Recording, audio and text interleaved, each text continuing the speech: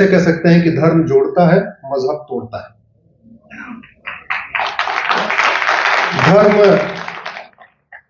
समता, समानता, समरसता सिखाता है। धर्म equality, justice, liberty, fraternity, unity, national integration सिखाता है। धर्म equality before law, equal protection of law सिखाता है। धर्म डिस्क्रिमिनेशन को रोकता है और मजहब ये सब काम करता है। धर्म कहता है आस्तिक हो चाहे नास्तिक, अष्टांग योग करो, यम नियम का पालन करो, तुम्हें मोक्ष प्राप्त हो सकता है। मजहब कहता है जब तक कन्वर्ट हो के हमारे मजहब में नहीं आ जाओगे तब तक न तुम्हें जन्नत मिलेगी न हेवन मिलेगा, तुम जहन्नुम में जाओगे, हेल में जाओगे। So this is the difference between धर्म एंड रिलीजन। लेकिन आज मुझे खुशी है कि आपके बीच में हूं। दुख इस है कि मेरी 8:30 बजे की ट्रेन है और मुझे कोल्हापुर पहुंचना है सुबह सुबह। वहां एक कनेरी आश्रम है, वहां करीब 3000 संत इकट्ठा हुए हैं। उसका कल पहला सत्र, मुझे वहां पे अपनी बात रखनी है, तो शॉर्ट में थोड़ा थोड़ा करके अपनी बात रखता हूं। आगे से जब भी मेरे कार्यक्रम में आइएगा तो अकेले मत आइएगा। जो लोग परिवार के साथ आए हैं उनको प्रणाम करता हूं, जो अकेले आके आए उनको केवल नमस्ते करता हूं।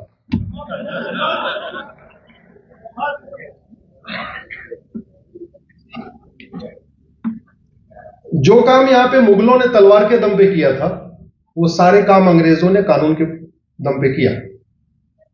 मुगल यहां पे न बिजनेस करने आए थे न सत्ता के लिए आए थे। मुगल आए थे इस्लाम को फैलाने के लिए, और ईस्ट इंडिया कंपनी भी कोई व्यापार करने नहीं आई थी। ब्रिटिश भी यहां सत्ता के लिए नहीं आए थे, वो आए थे क्रिश्चियनिटी को फैलाने।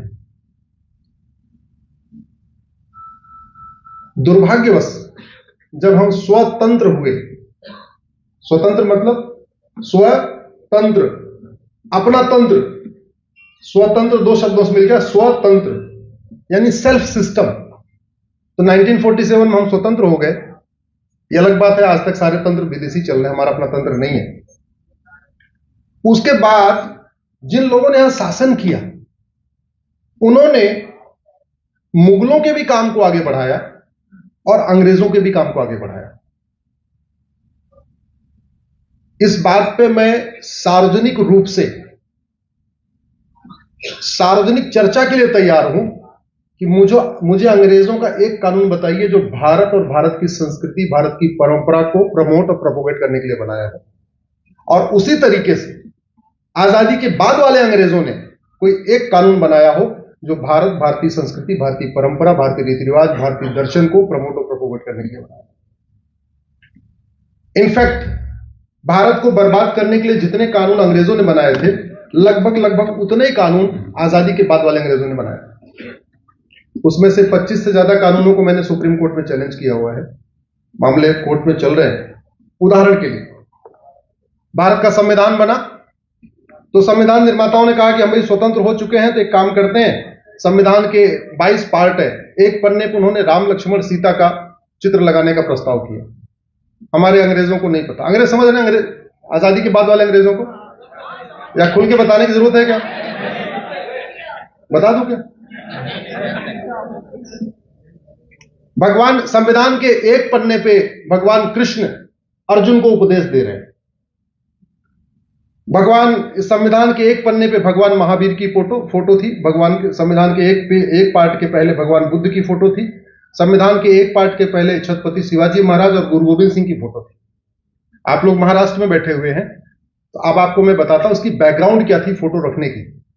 संविधान का पार्ट 15 इलेक्शन से रिलेटेड है। पॉलिटिकल पार्टियों का रजिस्ट्रेशन पार्ट 15 से ही निकलता है। हमें जो वोटिंग का राइट है वो पार्ट 15 से निकलता है।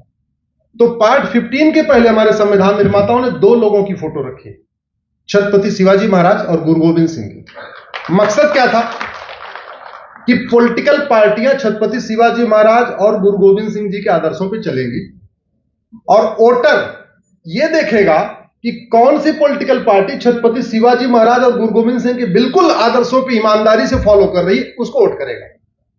लेकिन उसको निकाल दिया गया। संविधान के एक पन्ने पे हमारा गुरुकुल बना था, एक पन्ने पे नालंदा यूनिवर्सिटी बनी थी, एक पन्ने पे सिंधु घाटी सभ्यता बनी थी, एक पन्ने पे राजा भगीरथ की फोटो थी, एक पन्ने पे नेताजी सुभाष चंद्र बोस की फोटो थी, एक पन्ने पे रानी लक्ष्मीबाई की फोटो थी। लेकिन हमारे बाद वाले अंग्रेजों को पसंद नहीं था, उन्होंने सारी की सारी फोटो निकलवा दिया। आज की डेट में वो आप भारत के संविधान को ढूंढेंगे तो आपको वो फोटो नहीं मिलेंगे। जो ओरिजिनली प्लान किया गया वो संविधान में था। संविधान बनने लगा तो ये डिसाइड हुआ कि भारत का राष्ट्रगान क्या होना चाहिए। संविधान बनाते समय यह हुआ भारत का राष्ट्रगान क्या होना चाहिए। तो ज्यादातर लोगों का कहना था कि चूंकि पूरा का पूरा फ्रीडम मूवमेंट वंदे मातरम भारत माता की जैसे हुआ था, तो लोगों ने भाई वंदे मातरम होना चाहिए, क्योंकि जनगण मन का हमारे फ्रीडम मूवमेंट में कोई योगदान नहीं था। इनफैक्ट साल में एक बार कांग्रेस का अधिवेशन हुआ करता था और उस कांग्रेस का अधिवेशन के पहले भी जनगण मन ही गाया जाता था, वो वंदे मातरम गाया जाता था। और वंदे मातरम भी 24 घंटे के अंदर कंपोज किया था बंकिम चंद्र चटर्जी ने, क्योंकि अंग्रेज यहां पे गॉड सेव क्वीन नाम से एक नेशनल एंथम इंपोज कर रहे थे। उसका विरोध करने के लिए उन्होंने वंदे मातरम किया। तो बहुमत चाहता था संविधान सभा में कि भारत का नेशनल एंथम वंदे मातरम होना चाहिए, लेकिन हो क्या गया, क्या हो गया? मेरी पीआईएल चल रही है कि वंदे मातरम के लिए बाकायदा प्रोटोकॉल होना चाहिए। संविधान जब बनने लगा तो ये हुआ कि भी भारत का राष्ट्रीय झंडा क्या होना चाहिए। तो लोगों ने कहा भाई पूरा का पूरा आजादी का आंदोलन जो हुआ उसमें ज्यादातर जो हमारे फ्रीडम फाइटर थे वो सर के ऊपर भगवा अपना वो बांध के रखते थे, तो हमारा झंडा जो होना चाहिए वो भगवा कलर का होना चाहिए, उसमें वंदे मातरम लिखा होना चाहिए। और ये झंडा डिजाइन किया भीखाजी कामा ने, और सबने कह दिया हमारा झंडा भगवा होना चाहिए। लेकिन भगवे से इतनी चिढ़ थी कि भगवा झंडा भी नहीं हुआ, बाद में तिरंगा झंडा आ गया। नाम रखने की बात आई, आर्टिकल 1 में नाम क्या रखा जाए, तो मेजॉरिटी ने बोला Bharat that is Hindustan, Bharat that is Hindustan, ये हमारा नाम होना चाहिए। कि नाम इसका 2 रख लेते या भारत रख लेते और जो और चाहे उसको हिंदुस्तान करना। Unfortunately India that is Bharat हो गया। ठीक है, आज की डेट में हमारे देश का 2 नाम चल रहा है, इंडिया दैट इज भारत। ऐसे एक नहीं अनेक पाप हुए। 15 समितियों में से 12 ने बोला प्रधानमंत्री पटेल को होना चाहिए, 3 ने बोला 12 ने बोला पटेल को होना चाहिए, 3 ने अपनी ओपिनियन नहीं जाहिर किया। और प्रधानमंत्री कौन बन गया? जिसके पक्ष में एक भी वोट नहीं। बाबा साहब अंबेडकर को इस्तीफा देने के लिए मजबूर किया, श्यामा प्रसाद जी को इस्तीफा देने के लिए मजबूर किया। गुलामी की मुगलिया जो स्कूल थे उनको प्रमोट किया, अंग्रेजों के जो स्कूल थे उनको प्रमोट किया। गुलामी की कुरीतियों और कुप्रथाओं को रोकने का कोई प्रयास नहीं किया। भारत का कॉन्स्टिट्यूशन कहता है आर्टिकल 13 कि अब संविधान लागू हो चुका है, यानी 26 जनवरी 1950 को आज के बाद से कोई भी जो कुरीतियां कुप्रथाएं चल रही विदेश में वो बंद, जो विदेशी कुरीतियां कुप्रथाएं बंद होगी। अनफॉर्चुनेटली भारत में 3 तलाक, हलाला, मुता, मिस्यार, तहर्रुस तलाके, हसन तलाके, बाइन तलाके, किनाया, ये आज भी चल रहा है। इन सब पे मेरी पीआईएल चल रही है सुप्रीम कोर्ट में।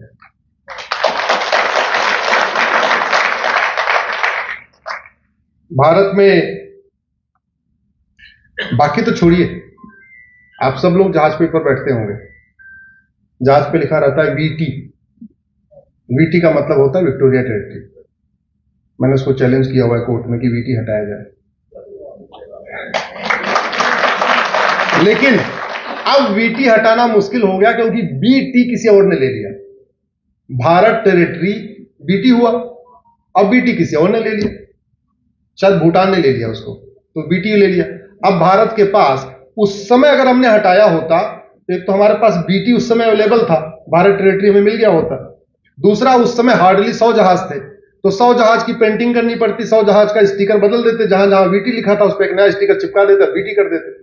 आज की डेट में एक तो बीटी अवेलेबल नहीं है और दूसरा 10,000 से ज्यादा जहाज हो चुके हैं, तो उनको 10,000 जहाजों को पेंट करना पड़ेगा वीटी से बीटी करने के लिए।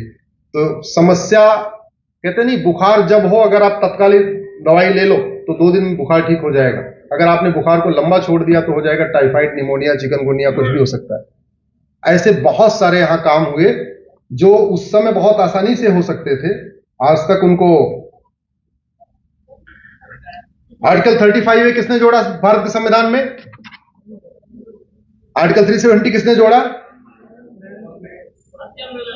1860 का इंडियन पिनल कोड तो अब बदला गया है। 1872 का एविडेंस एक्ट अब बदला गया 150 साल के बाद। एक